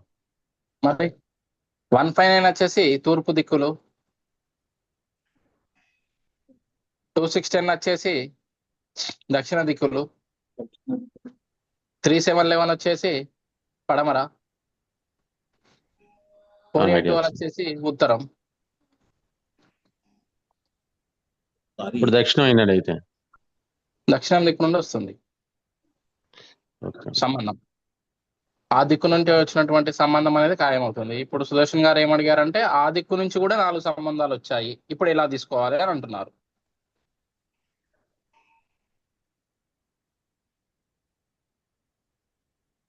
అంటే వాళ్ళు ప్రస్తుతం ఉన్న ఇంటికి ప్లేస్ చేసుకోవాలంటే పుట్టినప్పుడు చూసుకోవాలంటారా? ప్రస్తుతం నివాసం ఉన్న దగ్గర నుంచే సార్. ప్రస్తుత నివాసం.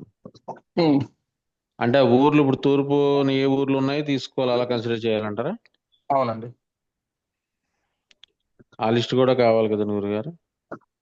అంటే అర్థం కాలేదు. అదే ఊర్లు తూర్పున ఏ ఊర్లు ఉన్నాయి, పడమన ఏ ఊర్లు ఉన్నాయని కూడా కావాలి కదా. ఇప్పుడు మీరు నివసిస్తున్న ప్రాంతం సపోజ్ విజయవాడ అనుకోండి, విజయవాడ నుంచి పడమర దిక్కున ఏ అయితే ఊర్లు ఉన్నాయో ఆ ఊర్లలోకి వెళ్ళి సంబంధం వస్తుంది. అంటే మీకు విజయవాడ నుంచి పడమర ఏ దిక్కు అవుతుంది అనేది చూసుకొని అటు సైడ్ నుంచి వస్తుంది సంబంధం. ఆ సైడ్ వచ్చినటువంటి సంబంధం అనేది కారణం అవుతుంది. అదే అండి, విజయవాడ నుంచి పడమర ఏ ఊర్లు ఉన్నాయనేది కూడా కావాలి, తెలియాలి కదండి. ఇప్పుడు విజయవాడకి సూర్యుడు ఏ దిక్కున ఉదయిస్తున్నాడు అని తెలుస్తుంది కదా సార్. తూర్పు దిక్కున ఉదయిస్తున్నాడు అంటే అటు సైడ్ నుంచి ఏ ఊర్లు ఉంటాయని తెలుస్తుంది కదా సార్. మీరు ఏ ఊర్లో ఉంటారు సార్? అమలాపురం సార్. అమలాపురం. అమలాపురానికి మీకు సూర్యుడు తూర్పు దిక్కున ఉదయిస్తున్నాడు, అటు సైడ్ ఏ దిక్కులు ఉన్నాయో అది ఏ ఊర్లు ఉన్నాయని తెలుస్తుంది కదా సార్. తెలుస్తుంది. సూర్యుడు అస్తమించే దిక్కు ఏ ఊర్లు ఉన్నాయనేది కూడా తెలుస్తుంది కదా. తెలుస్తుంది. సో ఇప్పుడు ఊర్లు తెలిసిపోతున్నాయి కదా సార్. అవునండి, ఐడియా వస్తుందండి. బాగా చెప్పారు, క్లారిటీ, చాలా క్లారిటీగా చెప్పారు. అర్థమైనా. Thank you sir.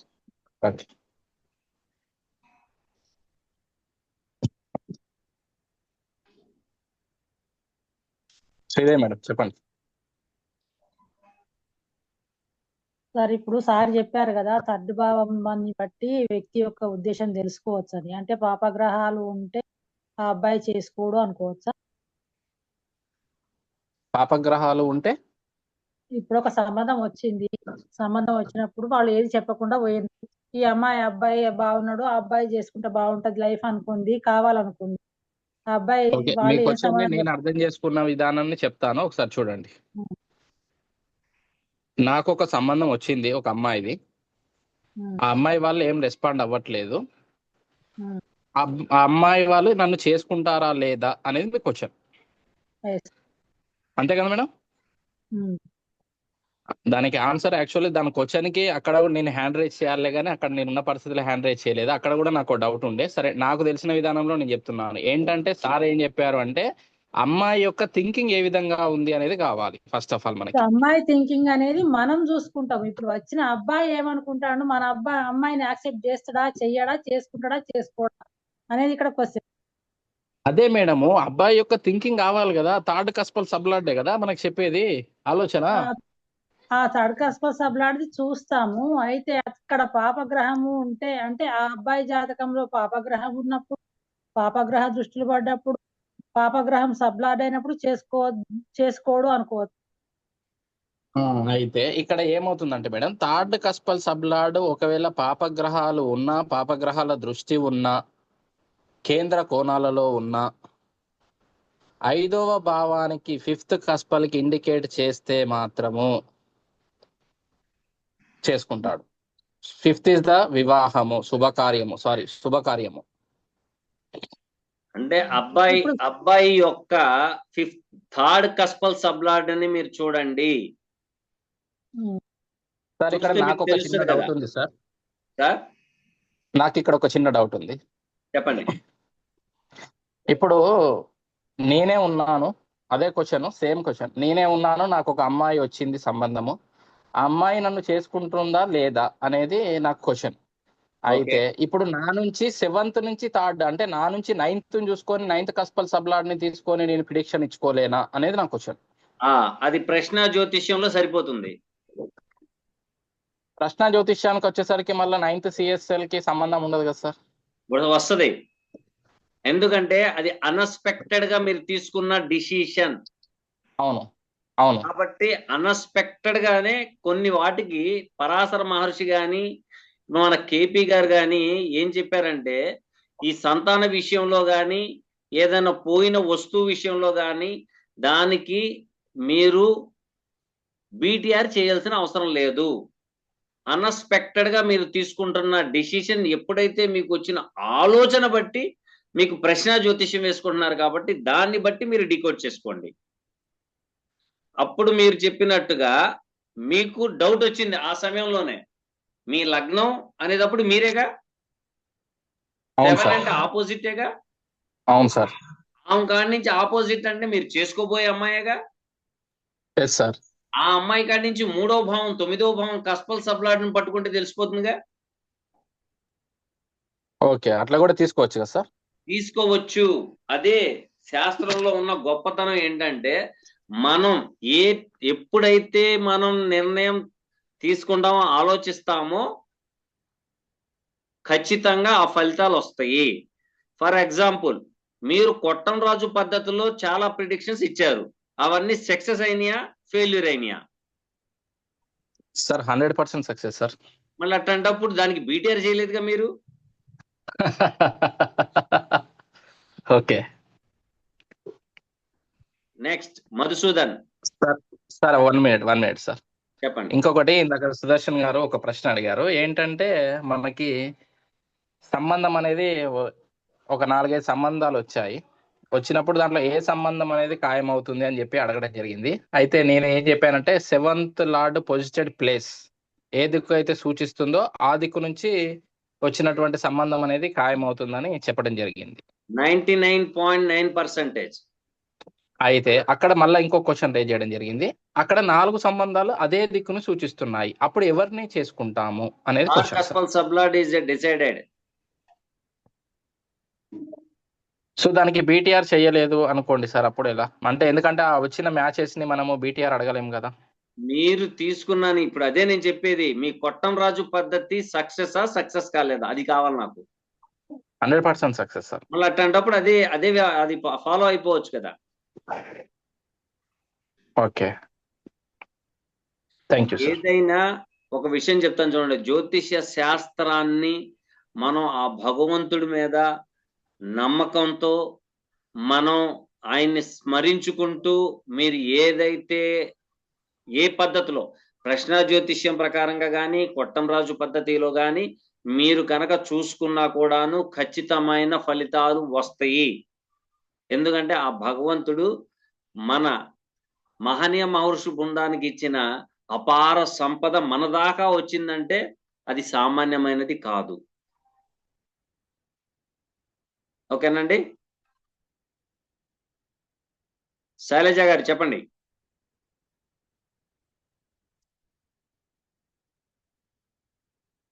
శైలజమ్మ చెప్పండి.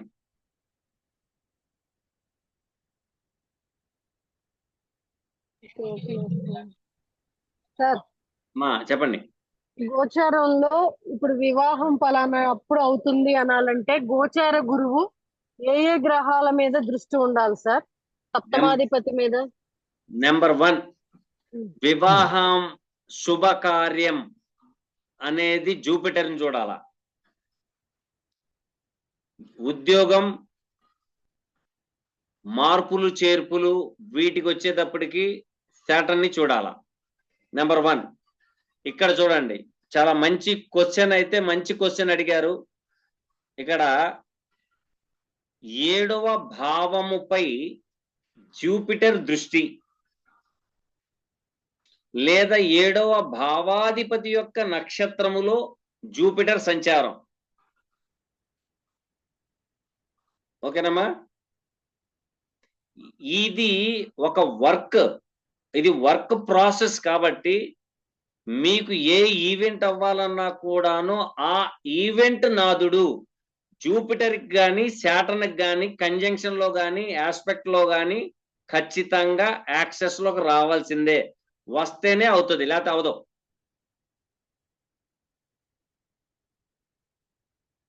ఇది 7వ భావంపై జూపిటర్ దృష్టి అన్నాం. ఇక్కడ చూడండి, ఒక్కొక్కసారి సపోజ్ ఇక్కడ ప్రిడిక్షన్ అనేది కొంచెం కామన్ సెన్స్ గా మనం ఆలోచించాలి. మీన లగ్నం, అమ్మాయికి పెళ్ళవట్లేదు. ఇక్కడ పెళ్ళవట్లేదని మనం గోల పెడుతున్నాం, కానీ ఫర్ సపోజ్ మీన లగ్నానికి గత సంవత్సరంలో పెళ్ళయి ఉండాలా. గత సంవత్సరంలో ఎందుకు? మీన లగ్నానికి లగ్న దశమాధిపతి అయిన Jupiter transit at 3rd house, aspect on 7th house. ఓకేనా అమ్మాయి? అర్థమవుతుందమ్మా?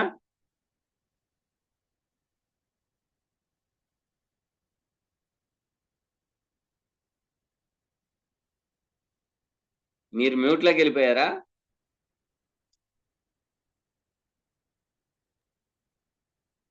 అర్థమైందమ్మా? ఇప్పుడు అర్థమైంది సార్, కానీ గురుడు సప్తమాధిపతిని చూచినా కూడా ఒక్కోసారి వివాహం అవటంలా దశలు వచ్చినా కూడా. అవును, దశలు వచ్చినా కూడా అవ్వట్లేదు అంటే ఇక్కడ చూడండి, రాహు కేతులు గాని శాటన్ గాని దీని యొక్క ప్రభావితాలు ఉంటాయి చూడండి గోచారంలో. గురు దృష్టి శాట్రన్ దృష్టి గురు మీద ఉన్నప్పుడా? కాదు, భావాధిపతి భావముపై. ఓకే. ఇక్కడ మీకు క్లియర్ గా క్లారిటీగా ఒకటి రాశారు, మహనీయ మహర్షి బృందమే రాశారు. ఏమని రాశారంటే, మీకు దశలు వచ్చినా ఫలితాలు రాకపోవడానికి కారణం ఏంటంటే గోచారం చూడండి. గోచారంలో కనుక అనుకూలత వస్తే మీకు దశలు రాకపోయినా కూడా జరిగిపోద్ది. గోచారంలో గురుడు సప్తమాధిపతిని సప్తమ స్థానాన్ని చూచినా కూడా ఒక్కోసారి వివాహం అవటం లేదు సార్, అందుకని అడుగుతున్నాను. సో అక్కడ ఈయన జూపిటర్ దృష్టి కన్నా శాటన్ దృష్టి బలంగా ఉంటది, చూడండి ఒకసారి గమనించండి. లేకపోతే రాహు ట్రాన్సిట్ అవటం జరుగుద్ది చూడండి. అంతేనా, లేక శుక్రుడి మీద కుజుడి మీద కూడా గురు దృష్టి ఉండాలా? కుట్టుకొచ్చాను. ఇక్కడ కుజ శుక్రుల మీద కూడా ఉండాలి. అయితే అక్కడ లేకపోయినా ఇంటర్నల్ గా శుక్రుని యొక్క క్షేత్రములు బాగా గమనించాల. శుక్రుని యొక్క క్షేత్రములు కుజుని యొక్క నక్షత్రములు సంచరించే సమయం అవ్వచ్చు కదా. ఇప్పుడు 50 ఏళ్ళు వచ్చినా కూడా కొంతమందికి వివాహం అవటంలా, దశలు వచ్చినాయి, గురు దృష్టిలు పడి కూడా అన్ని రౌండ్స్ మారిపోయినాయి. అప్పుడు గురువు కేతు నక్షత్రంలో గాని లేకపోతే సప్తమాధిపతికి శనికి సంబంధం గాని అలా ఉన్నప్పుడు అసలు వివాహం జరగదు అని తీసుకోవాలా?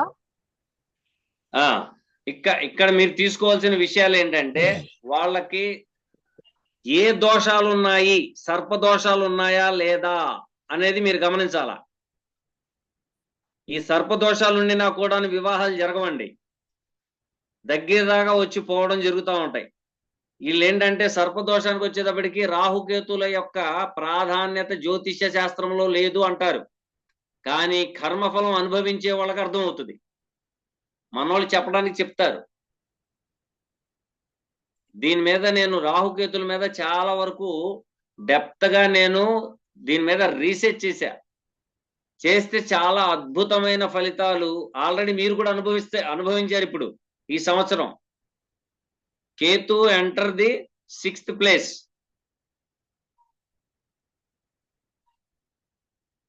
ఓకేనమ్మా? మనసులో మీరు ఒకటి అనుకున్నారు కానీ అది జరగల, మళ్ళీ ఇంకోటి అనుకున్నారు అది జరగల. So that is power of Saturn, Ketu and Rahu. అవును సార్, అవును. కాకపోతే నేను పర్టిక్యులర్ గా అడిగేది ఏంటంటే సార్, ఇప్పుడు ఈ జాతకుడికి అసలు వివాహం లేదు అనుకోవాలంటే మెయిన్ గా ఏ నక్షత్రాలు, లేడీ అయితే ఏ గ్రహాలు ఏ నక్షత్రాల్లో ఉండకూడదు అనేది ఏమన్నా పర్టిక్యులర్ గా ఉంటుందా? పర్టికులర్ గా ఉంటుందా అంటే ఉంటాయి.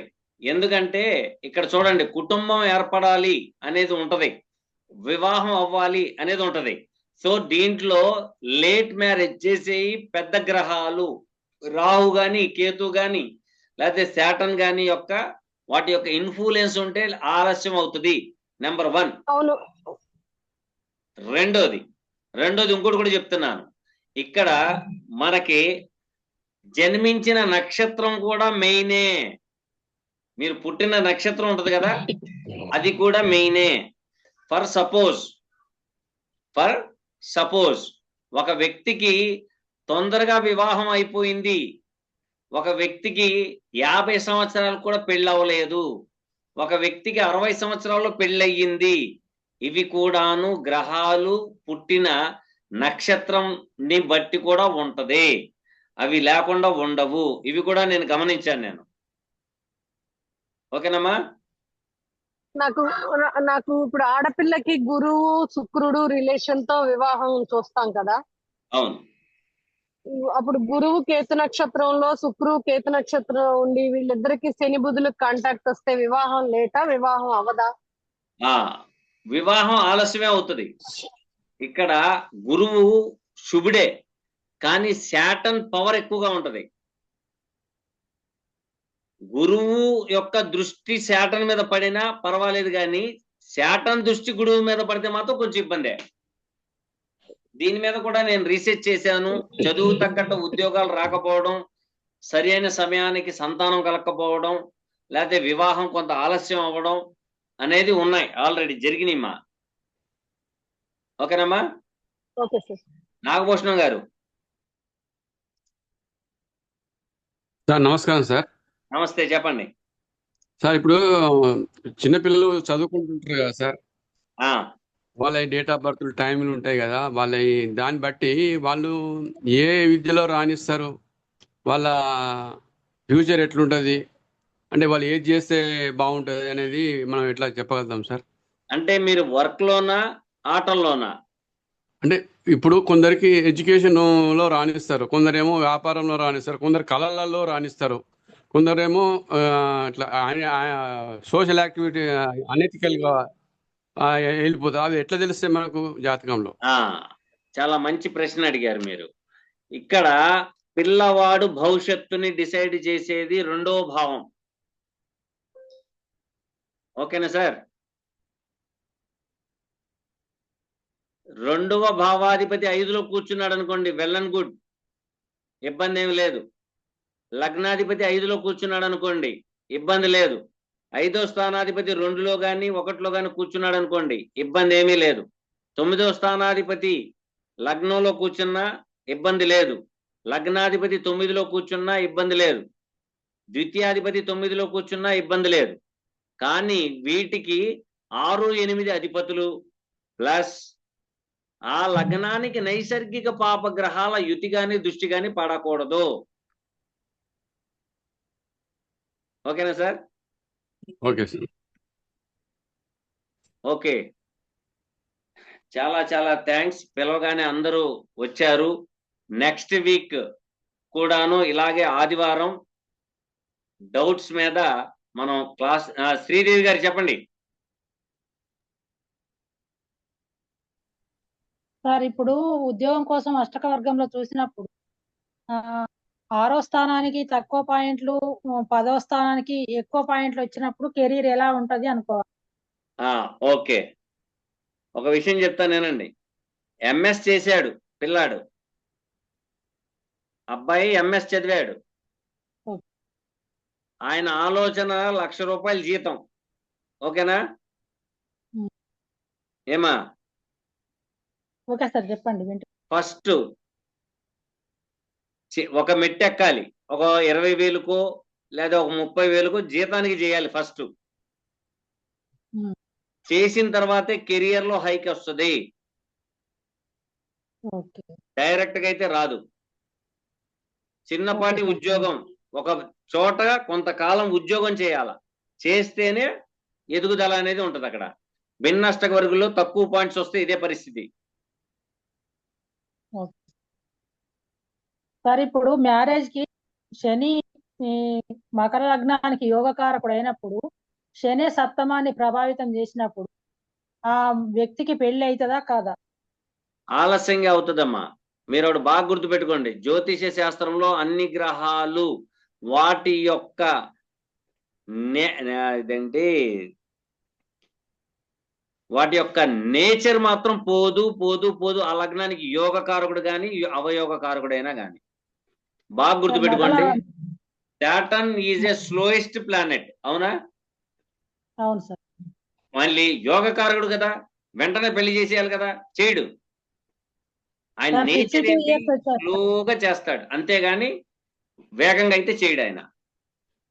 మకర లగ్నం సార్ 52 ఇయర్స్ వచ్చినాయి ఇప్పుడు. అవునమ్మా. కేతువు మీరు ఒక పని చేయండి, రాహుకేతులు యాక్సెస్ చెప్పండి. రాహు లగ్నంలో ఉన్నాడు, కేతు సప్తమంలో ఉన్నాడు. 5లో ఉండి శని దృష్టి కేతువు మీద. సప్తమాధిపతి వృచ్చికంలో నీచబడి ఉన్నాడు, శని నక్షత్రం. ఈ వ్యక్తికి పెళ్లి అవుతుందా కాదు? ఫస్ట్ వీళ్ళ వంశంలో 2 వివాహాలు అయినేమో కనుక్కోండి. ఓకే సార్, అది చూద్దాం. 2 వివాహాలు గాని, మృత శిశువు జననం గాని, అకాల మృత్యు గాని, అబార్షన్ గాని 100కి 99.9% ఉంటుంది. ఉంది సార్. అది ఉంది. అకాల మృత్యు అమ్మా అకాల మృత్యు అనేది ఉంది సార్. వాళ్ళకి అబార్షన్స్ కూడా అయి ఉంటాయి చూడండి. వాళ్ళ తాతగారు వాళ్ళకి వివాహాలు 2 వివాహాలు అయినా ఉంటాయి చూడండి. తాతగారి యొక్క సంతానానికి అది తెలుసుకోవాలి సార్. తెలుసుకోండి. ఎందుకంటే ఒక వివాహం ఆలస్యమైందంటే ఏదో ఒక కారణం ఉంటది. ఉండకుండా అయితే ఉండదు. వీళ్ళ వంశంలో పాముల్ని చంపడం గాని, లేక పాము పిల్లల్ని చంపడం గాని, లేకపోతే పాము పుట్టల్ని తవ్వడం గాని, లేక అపవిత్ర దినాల్లో ఉన్నప్పుడు వాడిన క్లాత్ పాములు సంచరించే ప్రదేశంలో పారేయడం గాని, అది మీకు తెలియదు కదా? మీకు తెలుసా? అది తెలియదు. సో ఇట్లాంటి జరిగి ఉంటాయి. ఖచ్చితంగా జరిగి ఉంటేనే ఈ యొక్క దోషాలు ఎక్కువగా ఉంటాయి. నెంబర్ 1. నెంబర్ 2 ముఖ్యమైనది ఏంటయ్యా అంటే పితృదోషాలు వచ్చేది ఇదే కాదు. తాత ముత్తాతలు సంపాదించిన సంపాదన మనం అరగదీస్తా కూర్చుంటాం, తాగడానికి, తందనాలు ఆడడానికి. అది కూడా దోషమే. ఖచ్చితంగా దాని యొక్క ప్రభావితం కూడా ఉంటది. అందుకనే మన వాళ్ళు ఏం చేస్తారు? సంవత్సరానికి ఒకసారి పిండ ప్రదానాలు చేస్తారా? నేనేం చెప్తాను, ప్రతి అమావాస్య రోజున రాహుకేతుల దోషం ఉన్న వాళ్ళు ఇద్దరికి భోజనం పెట్టండి అని అంటాను. ఇది పితృదేవతలకు పెట్టుకుంటాం వలన వాళ్ళ ఆత్మ శాంతించి మనకున్న ప్రాబ్లమ్స్ కి భగవంతుడి సన్నిధిలో అడుగుతారు. అయ్యా ఏదో చేశాము, తప్పయింది, ఇప్పుడు నా మనవడో లేదా మునుమనవడో లేదా నా వంశకుడికి ఇలా జరుగుతుందయ్యా, కొంచెం ఈ దోష సాంద్రత తగ్గించండి అయ్యా, ఇప్పుడు దాకా అనుభవించాడు కదా అంటే అప్పుడు వివాహాలు జరుగుతాయి. ఈ పిండ ప్రదానాలు చేసేది అందుకనే. ఇదేంటి 40 రోజులు దినాలు చేసేది దానికోసమే. ఈ కాలంలో దినానికి పిలవాలంటే 2000 మందికి పిలుస్తున్నారు. ఆయన వచ్చిన కాడి నుంచి పప్పులో ఉప్పు తక్కువయింది, కూరలు సరిగా పెట్టలేదు, ఇదేం పద్ధతి, అది ఇది అంటున్నాడు. కానీ అసలు మనం వచ్చింది దినం భోజనానికి అన్న సంగతి మర్చిపోతున్నాడు. అసలు దినం భోజనం ఎవరు తినాలి, ఎవరు తినకూడదు, తినే అధికారం వండిన వాడికి ఉన్నదా లేదా అనేది కూడా తెలీదు. ఇప్పుడు దినం భోజనం పెడతామా? తండ్రి గారికో తల్లి గారో చనిపోయినప్పుడు దినం భోజనం పెడతామా పెట్టమా? మళ్ళీ అది ఎవరు తినాలి? దాని హక్కుదారులు ఎవరు? మనమా, పేదోళ్ళ, చుట్టాలా? నిజానికి పేదవాళ్ళు. మళ్ళీ మనం ఏం చేస్తున్నాం? చుట్టాలని పిలుచుకుంటారు. వాళ్ళెవరో ఏదో అనుకుంటారని 100 కోట్ల ఆస్తి ఇచ్చి వెళ్ళాడయ్యా, కనీసం నలుగురికి భోజనం పెట్టలేదని ఆడెవరో చెప్తారని మనం ఫీల్ అయిపోయి ఒక 2000 మందికి పిలిచి ఏంటి వాళ్ళేమో పైన ఆత్మలుగా ఉండి ఇదేం కర్మరా బాబు, మనకు మంచి చేస్తాడేమో అనుకుంటే తాగి తందనాలు ఆడడం ఏంట్రా బాబు అంటాడు. అప్పుడు వాళ్ళకి కలిగిన సంతానానికి దుర్నిమిత్తమైన మరణాలు ఎందుకు సంభవిస్తున్నాయంటే ఇవే కర్మలు. ఓకేనమ్మా? చాలా చాలా థ్యాంక్స్. ఎక్కువ టైం అయ్యింది. నెక్స్ట్ వీక్ సండేలో మళ్ళీ అన్ని గ్రూపుల్లో అలాగే యూట్యూబ్లో కూడా చెప్పడం జరుగుద్ది. వాళ్ళు కూడాను నెక్స్ట్ వీక్లో ఇంకా చాలా మంది జాయిన్ అయ్యే అవకాశం ఉంటుంది. అయితే మన ప్రవీణ్ గారు ఒక 100 మంది లోపే మనం దీనిలో పార్టిసిపేట్ చేసేవాళ్ళు 100 మంది లోపే కావాలన్నారు. అలాగే ప్రతి వారం ఈ వాస్తు విషయంలో కానీ, జ్యోతిషి విషయంలో కానీ, లేక అష్టవర్గ విషయంలో కానీ ఏ డౌట్స్ వచ్చినా కూడాను నా పరిజ్ఞానం సహకరించినంత మేరకు నేను క్లియర్ చేస్తానని తెలియపరుస్తున్నాను. ఓకేనా sir? Thank you very much.